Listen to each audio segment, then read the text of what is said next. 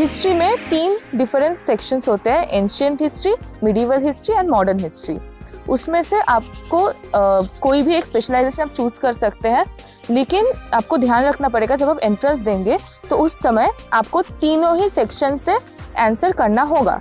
हाय, मैं सुचेता हूँ। मैं JNU की सेंटर फॉर हिस्टोरिकल स्टडीज़ से MA में एंशिएंट हिस्ट्री कोर्स कर रही हूँ। हमारे इधर बहुत अच्छे अच्छे प्रोफेसर्स हैं और इसी वजह से स्टूडेंट्स बहुत ज़्यादा अट्रैक्ट होते हैं, because it's eminent centre and it's special centre as well. मैं ये बोलना चाहूँगी कि ये बार इसी साल का जो एंट्रेंस एग्ज़ाम है वो ऑनलाइन MCQ मेथड में होगा और जो क्वेश्चन पेपर होंगे वो पूरा इंग्लिश में होगा। और MCQ होगा मतलब आपको कुछ लिखने की ज़रूरत नहीं है, बस सही ऑप्शन देख के आपको बस उसको टिक करना है। हमारे क्लासेस तो इंग्लिश में होती है, मतलब टीचर्स आपको इंग्लिश में ही पढ़ाएंगे, but our teachers are very helpful. आपको क्लास के बाहर कहीं भी ज़रूरत हो वो आपको हिंदी में समझा देते हैं और टीचर्स आर ऑलवेज एनकरेजिंग कि आप कितने सारे क्वेश्चन लाते हैं। और हम लोगों का एक सिस्टम ये होता है कि आपको हर 10 दिन में व कुछ दिन में आप लोगों को एक ट्यूटोरियल सबमिट करना होता है और उसके बाद उसका प्रेजेंटेशन होता है। तो ऐसे बहुत सारे समय हम लोग देखते हैं कि प्रेजेंटेशन के टाइम पे जो हिंदी बैकग्राउंड से आते हैं या फिर जिन लोगों को इंग्लिश फ्लुएंटली बोलना नहीं आता वो लोग हिचकिचा जाते हैं, but here students and teachers सब इनकरेज करते हैं कि लैंग्वेज डजंट मैटर। आप लोगों का आर्ग्यूमेंट, आप लोगों का आइडिया और कितने कॉम्प्रिहेंसिव है आपके सब्जेक्ट में और हिस्ट्री के बारे में कितना जानते हैं और कितना हिस्टोरियोग्राफिक रिसर्च मेथोलॉजी आप जानते हैं, वही सबसे ज़्यादा इंपॉर्टेंट है, ना ही लैंग्वेज। और लैंग्वेज के बारे में बोला जाए तो JNU में हमारे लैंग्वेज डेवलपमेंट सेल है जहां आपको लैंग्वेज सिखाया जाएगा and English is one of them. तो आप लोगों को टेंशन लेने की कोई ज़रूरत नहीं है, जस्ट आप लोग एग्ज़ाम क्रैक करके JNU तक पहुँचिए, उसके बाद आप खुद ही मेहनत करिएगा आपके फ्यूचर के लिए। हिस्ट्री में 3 डिफरेंट सेक्शंस होते हैं, ancient history, medieval history and modern history. उसमें से आपको कोई भी एक स्पेशलाइजेशन आप चूज़ कर सकते हैं, लेकिन आपको ध्यान रखना पड़ेगा जब आप एंट्रेंस देंगे तो उस समय आपको तीनों ही सेक्शन से आंसर करना होगा।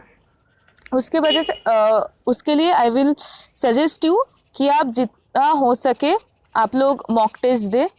उसके प्रिपरेशन के लिए जो बेसिक्स हम लोग अंडर ग्रेजुएट्स में जो किताबें पढ़ते हैं, जैसे एंशिएंट के लिए उपेंद्र सिंह, रोमिला थापर, रणबीर चक्रवर्ती, ये सब बेसिक किताबें हैं।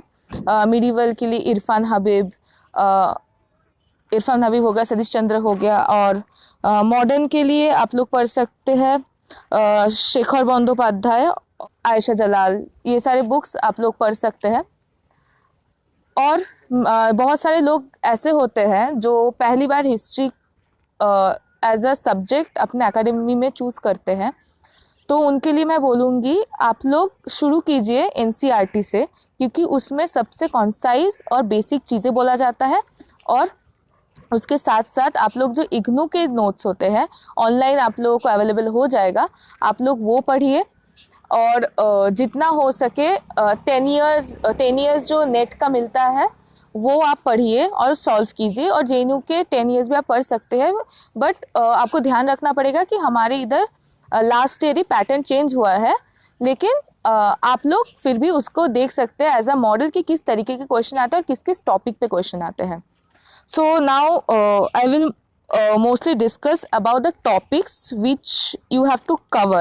I know history has a very vast syllabus and it's very difficult to cover everything within a short period of time, but still I would suggest कि आप लोग कुछ चीज़ों का एकदम से ध्यान दें। और जो नेट और JRF की किताबें आती है उसमें भी उससे आप पढ़ेंगे तो देखेंगे कि उसमें आप लोगों का थीम वाइज पूरा MCQ या इलेबोरेट दिया जाता है, तो it will be very helpful for you. So for ancient history you have to keep in mind कि आप लोग एकदम बेसिक चीज़ें पढ़े, जैसे आप लोगों के Buddhism, Jainism, Ashokan Dhamma, society like all the pillar inscriptions, फिर जनपदा, महाजनपदास, सभा समिति, ये सब आप लोग सबसे शुरू करें। तो इसके लिए आप लोग उपेंद्र सिंह को एज अ गाइड ले सकते हैं, क्योंकि उसमें बहुत कॉन्साइज वे में एंशिएंट हिस्ट्री की सारी इन्फॉर्मेशन आपको मिल जाएगी। इसके साथ साथ रोमिला थापर भी आप लोग देख सकते हैं। और फॉर द इकोनॉमिक हिस्ट्री के लिए आप लोग रॉनोबी चक्रवर्ती को एज अ गाइड ले सकते हैं। फॉर मिडीवल हिस्ट्री आप लोगों को पढ़ना पड़ेगा जो सोशियो पॉलिटिकल चेंजेस हो रहे हैं, द शिफ्ट टू फ्यूडलिज्म, ये सब आपको देखना पड़ेगा। और सारे राजपूतानाज, मंडापिकाज, everything you have to keep in mind, even along with the economic side and the religious side as well.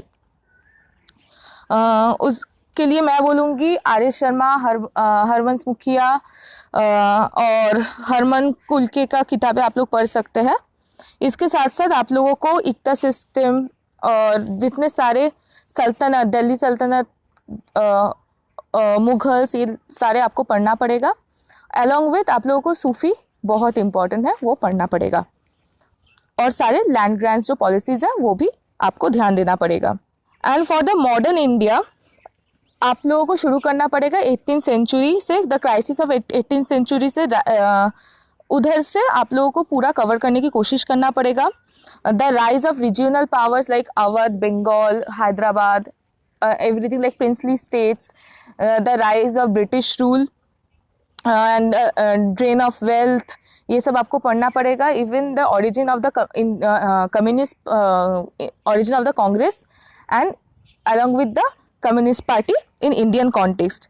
Even the partition movement is very important. उसके लिए आई वुड सजेस्ट कि आप लोग रजत दत्ता के जो हमारे JNU के प्रोफेसर्स हैं उनके कुछ लेक्चर सीरीज़ है, आप लोग देख सकते हैं यूट्यूब में। इसके अलावा Shekhar Bandopadhyay is a must read book, उसको आपको पढ़ना ही पड़ेगा फॉर द बेसिक थिंग। इसके अलावा UPSC के लिए जो सारी किताबें आती है, जो आपको MCQ आप लोगों को हैबिचुएट कराएगा, वो सारी किताबें पढ़ सकते हैं, बिकॉज आप लोगों को MCQ में बहुत दखल देनी पड़ेगी। And along with British land grants policies and British land laws, sunset laws, ये सब आप लोगों को सब कुछ पढ़ना पड़ेगा। उसके साथ साथ उनके जो सोशल जो पॉलिसीज़ रहे हैं, एडुकेशन पॉलिसीज़ रहे हैं, उसके साथ साथ आप लोगों को ये भी देखना पड़ेगा कि the role of Gandhi, the role of Netaji और and the unBritish rule in India. And उसके साथ साथ you have to gone through like it's very important to go through modern history because there is a lot of question every time from modern history. उसके साथ साथ civil the complete independence movement, it's very important, and Muslim League, Congress, ये सब आप लोगों को बिल्कुल पढ़ना पड़ेगा। along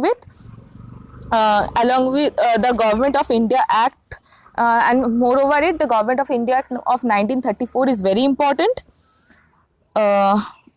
ये और Nehru and policies, Nehru and the India after independence for the contemporary world, you have to gone through it because like Nehru's policy of 5 years plans, वो सारे जो पॉलिसीज लिया गया है वो आप देखिए।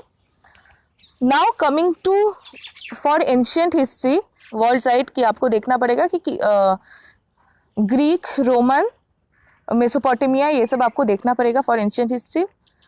जब हम लोग मिडीवल हिस्ट्री की बात करते हैं आपको मिडल ईस्ट देखना पड़ेगा, एंड जब मॉडर्न हिस्ट्री की बात करते हैं you have to gone through other parts of this world like the colonies of Africa, Vietnam, China, ये सब आपको देखना पड़ेगा। And Europe is most important while talking about the world politics and the world history. And talking about the contemporary history and others, you have to go through feminist movement, Nazism, imperialism and the postmodernism. आप लोगों को बिल्कुल tension लेने की ज़रूरत नहीं है, बस ऑनलाइन MCQ मेथड में आपका एग्जामिनेशन होगा।